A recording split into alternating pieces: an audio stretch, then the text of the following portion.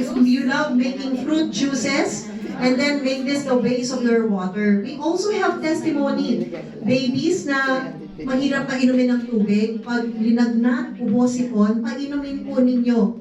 By using the oxygenated water, our oxycooled water, timplahan po ng kanilang gatas, okay, milk formula, and ito na yung idede nila. So again, this is very versatile. So ayan, what oxygen does to our body, it will help detox your cells.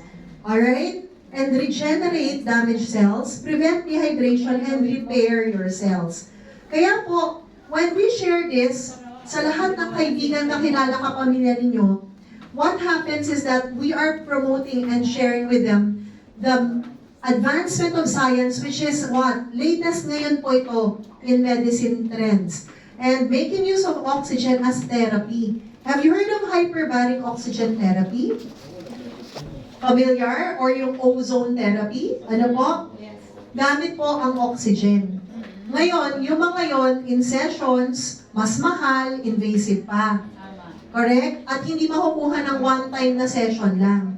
Our product is what we call oral oxygen therapy. Anong nagagawa ng oral oxygen therapy natin? It will help protect, detect, repair, and regenerate all the trillions of cells of your body para kaya kakayanin niyang pagalingin ulit ang sarili niya.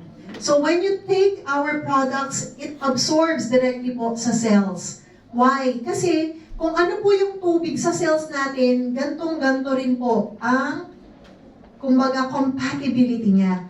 That's why it's not anymore natural, but I would say native. Ano po? It's native to your body.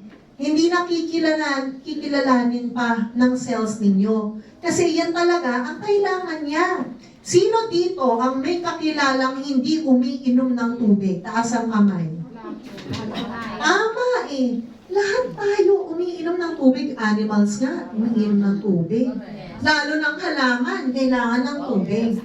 Every living cell